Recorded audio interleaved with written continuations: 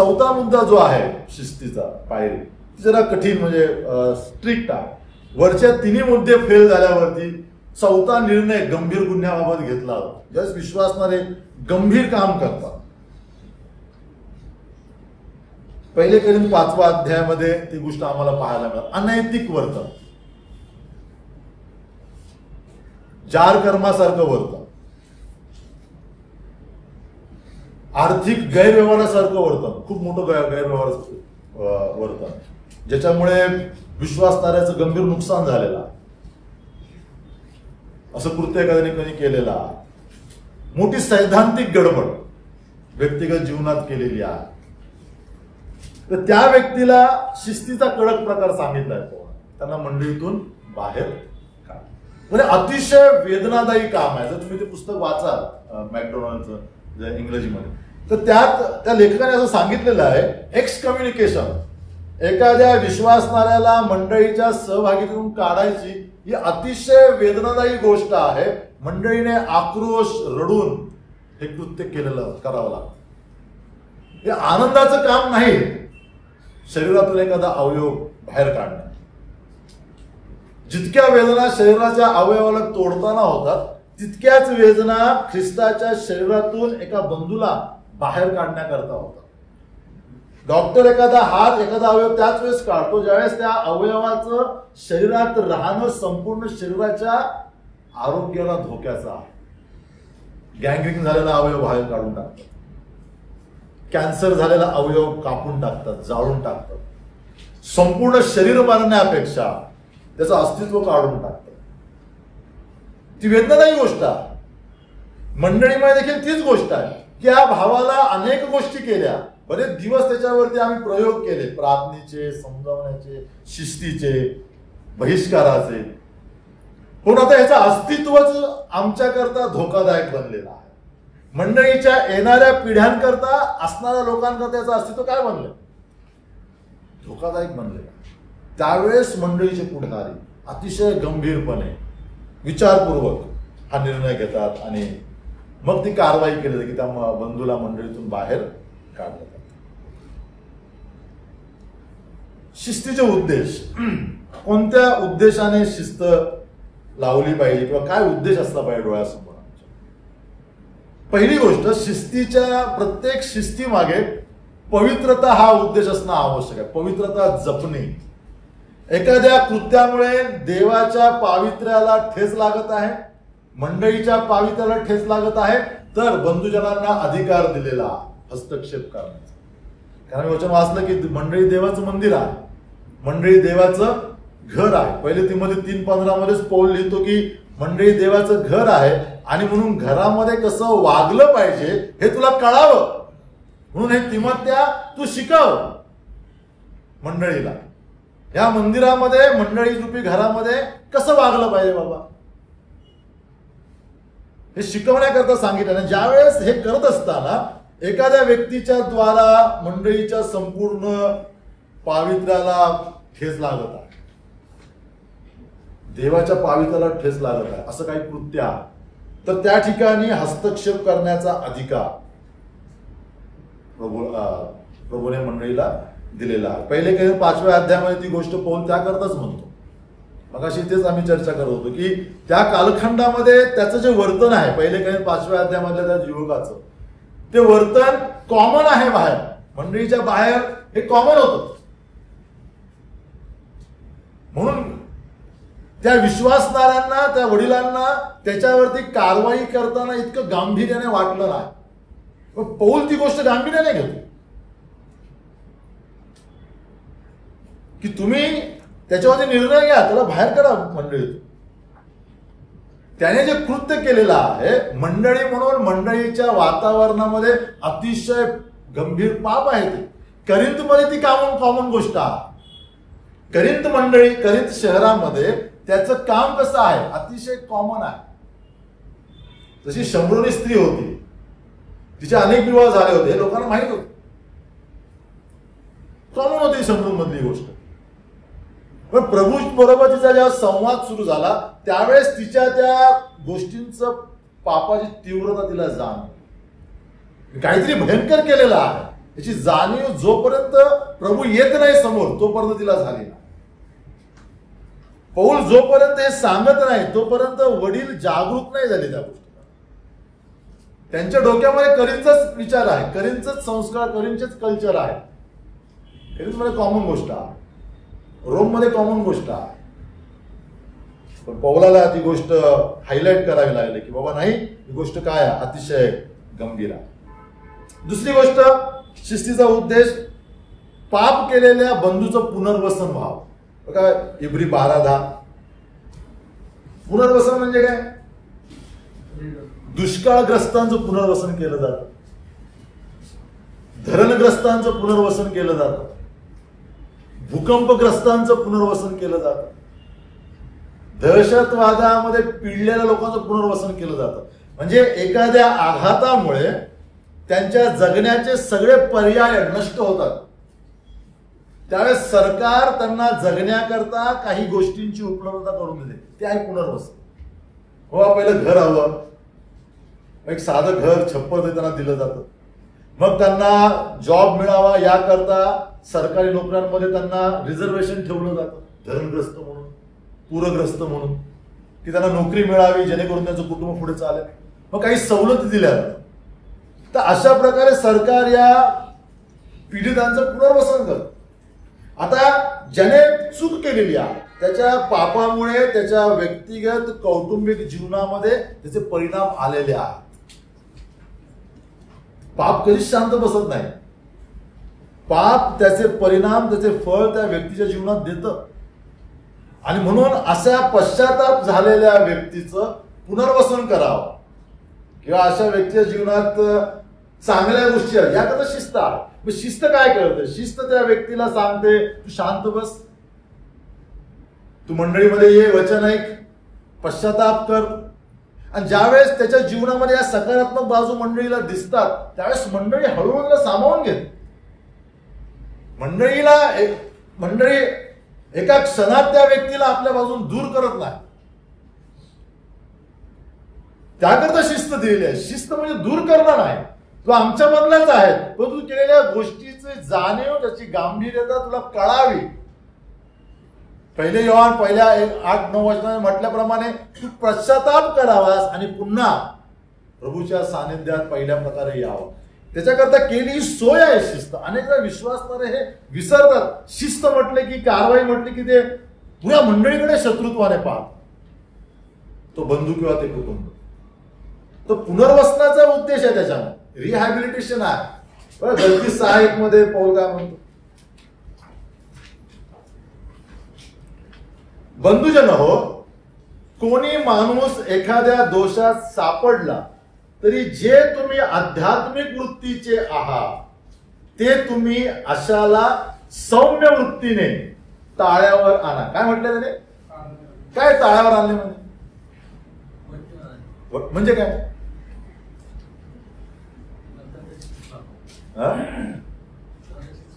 मुलांना आपण कसं ताळ्यावर द्या, त्याला कान बिन पकडतो आणि मग त्याला आई चाल इकडनं चाल म्हणजे चालत नाही ना, मग आई काय करते, कान पकडून इकडनं चालतं, मग त्याला कळतं की चालण्याचं चुकीचं चाललं. पण या ठिकाणी पौल म्हणतो की जे तुम्ही आध्यात्मिक वृत्तीचे प्रौढ आहात मंडळीमध्ये, त्यांचं काम आहे सौम्य शब्दाने देवाच्या वचनाद्वारा त्या चुकलेल्या भावाला काय करावं? ताळ्यावर आणावं. त्याला कळावं की तू केलेलं काय काय गोष्ट काय आहे, ही गंभीर आहे. आता जे पुढे ताळ्यावर आणण्याचं कामच करत नाही.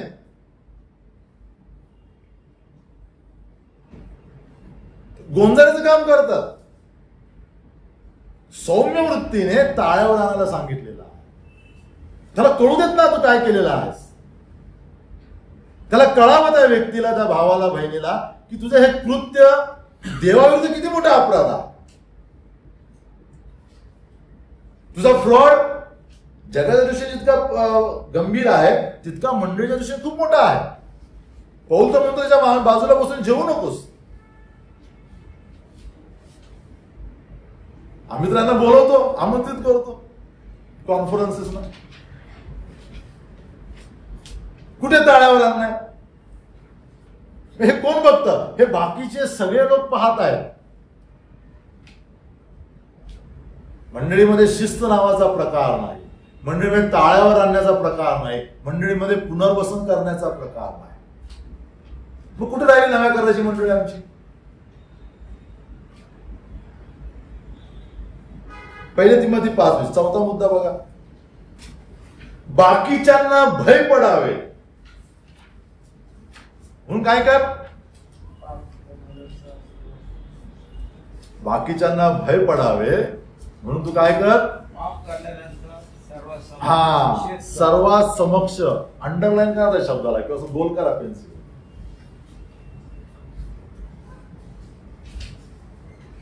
मंडळी समोर निषेध कर पाप करणाऱ्याचा.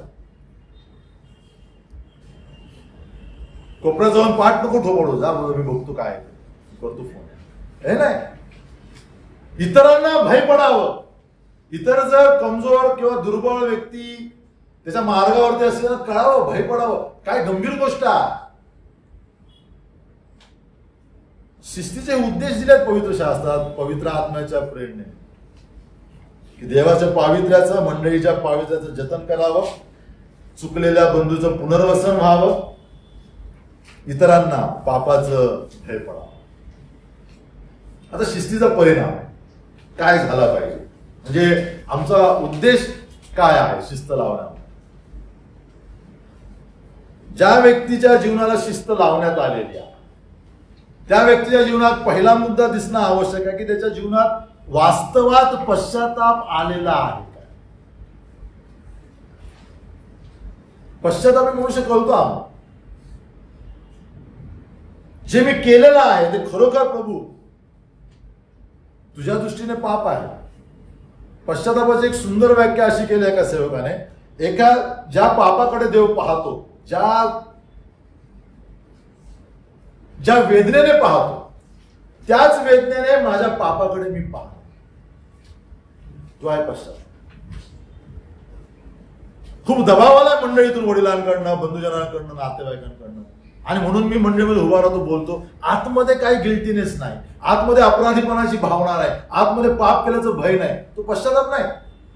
शाब्दिक पश्चाताप खरा पश्चाताप नाही. मी जे पाप केलं त्या पापाकडे देव किती गंभीरपणे पाहतो त्याच गंभीर दृष्टीने मी माझ्या पापांकडे पाहतो.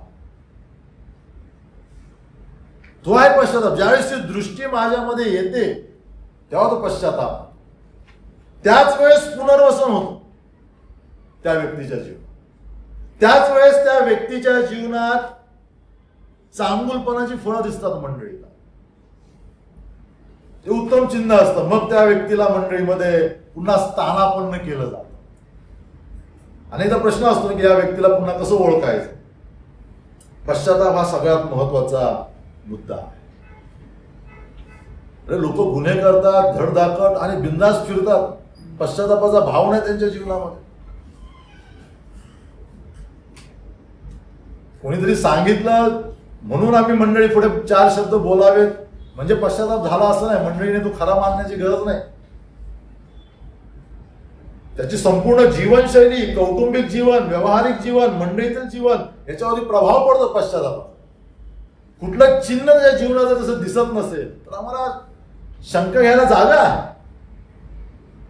दुसरी गोष्ट शिस्तीचा परिणाम, नीतिसूत्र 28:13, जो आपले दोष झाकतो त्याचे बरे होत नाही, जो ते कबूल करून सोडून देतो त्याचवर दया होते. शिस्त लावल्यानंतर ज्या व्यक्तीच्या जीवनात प्रभूचं काम होतं ती व्यक्ती कबूल करते आपला आडेवेडे घेत नाही. हा मी हे केलेलं आहे, मान्य करते. ते पहिलं चिन्ह सुधारण्याच्या दृष्टीने. या ठिकाणी तो म्हणतो की जो कोणी चूक कबूलच करत नाही त्याचे बरे होत नाही. जो चूक कबूल करतो त्याच्यावरती दया. तिसरा भाग, ती व्यक्ती केलेल्या चुकीबद्दल तीव्र वेदना व्यक्त करते शाब्दिक. मंडळी पुढे, खाजगीमध्ये मंडळीच्या पुढाऱ्यांपुढे हा एक मुद्दा त्याच्या जीवनामधून त्यांच्या येतो. तीव्र शब्दात स्वतःच्या चुकांचं स्पष्टीकरण किंवा साक्ष ती व्यक्ती देते. ती व्यक्ती पापक्षमेची मागणी करते. माझ्याकरता प्रार्थना करा. हे चांगलं चिन्ह आहे. हे टेस्टिमनी चांगलं चिन्ह आहे व्यक्तीच्या पुनर्वसनाचं. त्या व्यक्तीच्या जीवनात हळूहळू पवित्र आत्म्याचं काम आम्हाला दिसायला लागतं. बघा इब्री 12:11, इब्रिलोकस्पत्र 12वा अध्याय 11. कोणतीही शिक्षा तत्काली आनंदाची वाटत नाही, उलट खेदाची वाटते. तरी ज्यांना तिच्याकडून वळण लागले आहे त्यांना ती पुढे नीतिमत्व हे शांतिकारक फळ देते. काय म्हणतो या ठिकाणी लेखक? ज्यांच्या जीवनात शिक्षा आली त्यांच्या जीवनामध्ये एक परिणाम आला, त्यांना शांतिकारक फळ मिळालं नीतिमत्वाचं. तीच व्यक्ती हे कबूल करते. त्या व्यक्तीमध्ये चिन्ह दिसायला लागतं. हळूहळू पवित्र आत्म्याचं कार्य त्या व्यक्तीच्या सर्वांगीण जीवनात आम्हाला पाहायला. आता याकोबाने आणि जुन्या काळातील काही वचनांमध्ये शिस्तीची कारवाई कशी करायची त्याच्याविषयी दिलं. बरं, आपण याकोबाचं पत्र काढू. 2रा अध्याय 1लं वचन. कशी लावायची शिस्त? माझ्या बंधूंनो, गौरवशाली प्रभू म्हणजे आपला प्रभू ख्रिस्त, ज्याच्यावर विश्वास ठेवणारे तुम्ही तोंड पाहू नका. म्हणजे कसं करू नका? न्याय करू नका. तोंड पाहून न्याय करू नका. अनुवाद 1:17 मध्ये मोशे सांगतो न्यायाधीशांना, तुम्हाला न्याय करण्याकरता नेमलेला, तोंड पाहून विपरीत न्याय करू नका. हा माझा नातेवाईक आहे म्हणून विपरीत न्याय करू नका. नीतिसूत्र 28:21 बघा. तोंड पाहून वागणे बरे नाही. तोंड पाहून वागणे बरे नाही. भेदभाव करू नका. डिसिप्लिन लावता. माझ्या परिचयाचा बंधू आहे, माझ्या जवळचा बंधू आहे आणि म्हणून मी त्याला सूट देतो, आम्ही नुकसान करतो त्या बंधूचं. शल्मन म्हणतो मुलाला काठी मारल्याने तू त्याचं नुकसान करणार नाहीस, तर उलट तू त्याला काय करशील? अधोलोकापासून वाचवशील. ज्यावेळेस आम्ही सौम्य तोंड पाहून वागत नाही, कारवाई करतो, त्यावेळेस त्या बंधूचं हित करत असतो, विश्वासधाऱ्यांचं हित करत असतो. त्यामुळे ती व्यक्ती पश्चाताप करण्यास प्रवृत्त होते, पुनर्वसनाच्या दिशेने ती जाते आणि त्या जीवनात नीतिमत्वाचं फळ आम्हाला पाहायला मिळतं. या सगळ्यांचा जर सार बघितला पूर्ण शिस्तीच्या या पाठाचा, तर विश्वासणाऱ्या बंधूंना, पुढाऱ्यांना देवाबरोबरील नातं जपण्याकरता सांगितलेलं. ज्यावेळेस शिस्तीचा पैलू उभा राहतो त्यावेळेस पुढारी त्या बंधूबरोबर नातं जतन करण्याचा प्रयत्न करतात आणि देवाबरोबरील नातं विस्कळीत करतात. ज्या ज्या वेळेस मी तोंड पाहून न्याय करेन, ज्या ज्या वेळेस मी पापाला, त्या व्यक्तीने केलेल्या गुन्ह्याला कमी दाखवीन, त्या वेळेस पवित्र आत्म्याला मी खिन्न करेन. तो बंधू माझ्या जवळ राहील, परंतु पवित्र आत्मा माझा खिन्न होईल. पवित्र आत्म्यापासून मी दुरावला जाईल, माझं नातं खंडित होईल. पवित्र आत्मा, तर मला जो अधिकार दिलाय तो माणसाने दिलेला नाही, मला पवित्र आत्म्याने दिलेला आहे. पवित्र आत्म्याची इच्छा आहे की तू माझं पावित्र्य जपाव.